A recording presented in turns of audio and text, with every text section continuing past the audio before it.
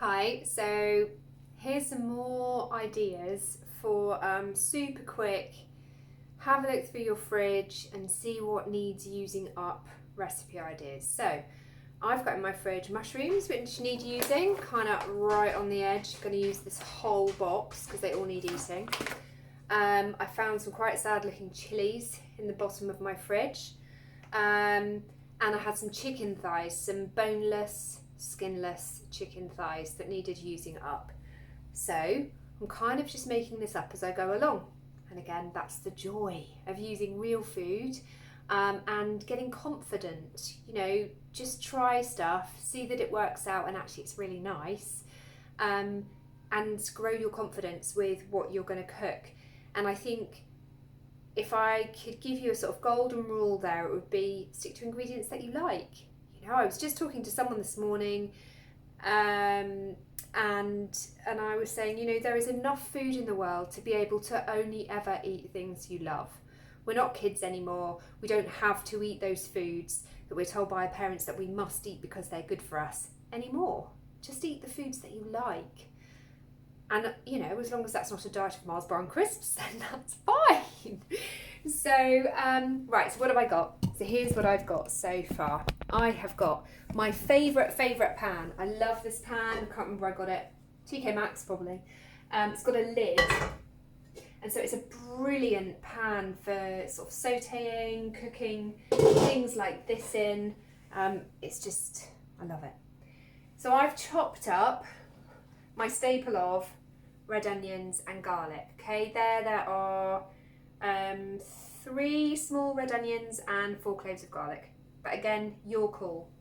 This is down to you. So I'm going to pop those, and I was going to use coconut oil to cook all of this in, but I can't find it. So I'm going to use some avocado oil, which is another oil which is okay to use, apparently, at sort of medium temperatures. So I'm not going to fry this really hard. It's going to be kind of steam fried, which means I'm going to turn the heat on under it. I'm going to get the food in straight away, okay? And then I'm going to put the lid on, and that will mean that instead of the liquid evaporating straight off, it stays in, and then that's steam frying. So there we go. And I'll keep an eye on that temperature and turn it down as soon as it needs turning down. So here we go. See my apples I've got ready for cooking. I'm going to stew those and pop them in the freezer for the winter when I need a bit of a fruit fix. So just going to roughly chop these chilies up. That was just 2 red chilies. Because I like a bit of chili in my food, again, this is entirely your choice. This is ideas. So basically what you could do, if you want, is you could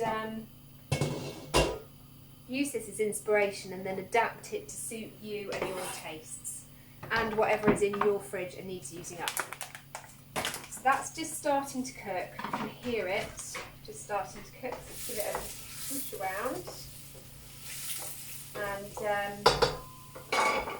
put that lid back on, turn the heat down a little bit and start slicing these mushrooms. I don't wash mushrooms. If they've got big chunks of earth on, I just knock the earth off.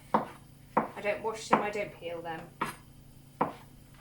Again, that's my personal preference. Whatever you do is right for you, and so that's the right thing to do. Okay. So my plan for this is I'm going to cook it all up together and let all the flavours sort of meld into each other. I found this lovely packet of sun-dried tomatoes in the cupboard, so I'm going to add those as well because I think that will all go beautifully together. I thought about what other herbs or spices I might want to put in.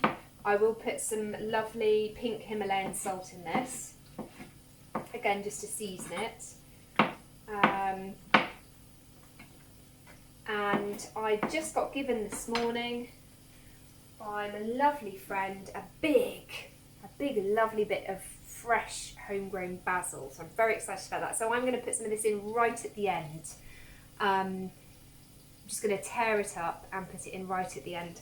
I'm also planning to finish it with some double cream. So it's going to feel quite treaty and luxurious. And maybe just a great thing to have for the weekend if you feel like you'd like some food that, you know, feels a bit like a hug.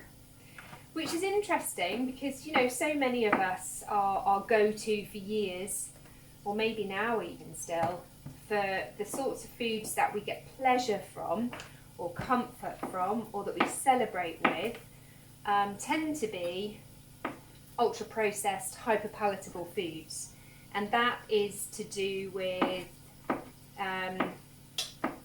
how we've been sort of brainwashed for a lot of us, and for some of us how we've kind of got hooked on those sorts of foods just because we have particularly sensitive brains. We know that there is definitely a genetic side of the story to be understood when it comes to addiction.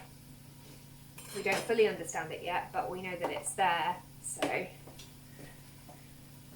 okay, so this is all smelling nice. I'm just wondering if I bring this over here, might be able to see the pan better with any luck. Okay, probably not. Let's put it there instead. There we are. Pan view. So, you know, you can see it catches all the lovely steam. I haven't turned it down enough. So I've quartered it.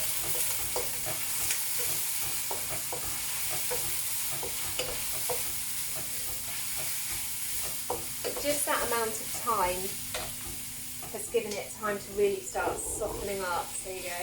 It's all looking lovely. The onions have coloured up a little tiny bit, but not too much. So now I'm going to put the chicken in.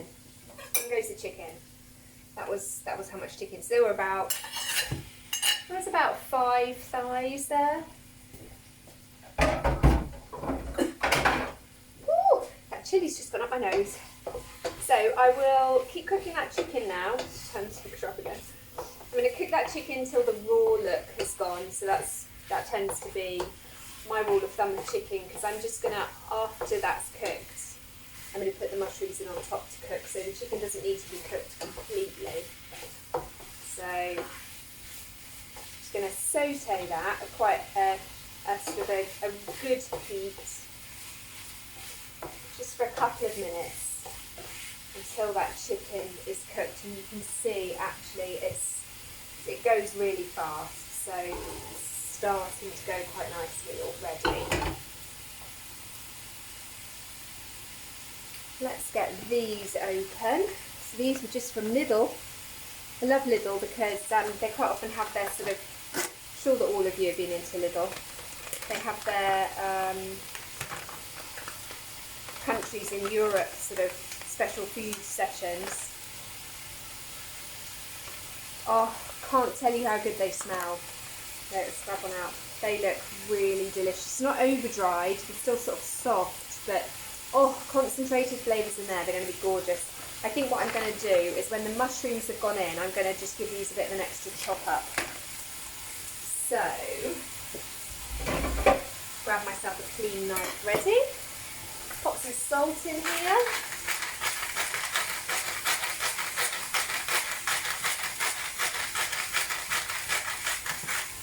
Don't be shy with the salt.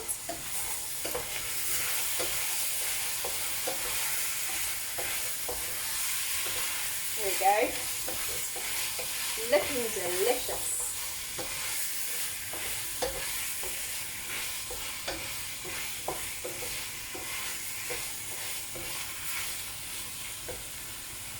And it's such a wonderful use for all that sad food at the back of your fridge that you think, what am I going to do with that?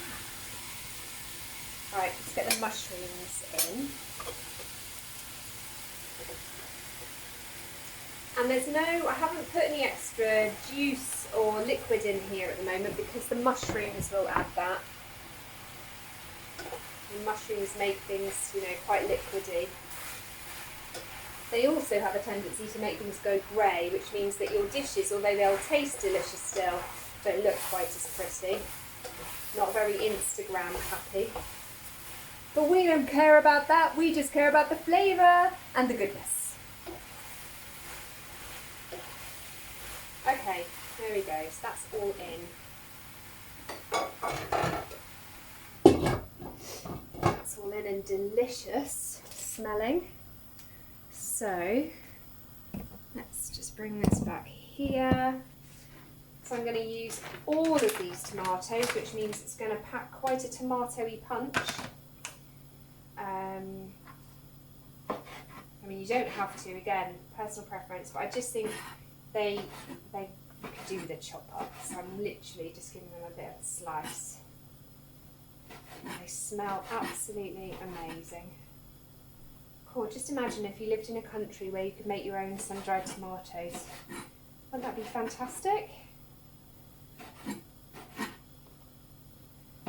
Don't know what it's like with you today, weather-wise, but it's cold, grey and rainy and windy here. One of those very special Cornish days when I'm very glad that I don't have a hairstyle, because it would be a waste.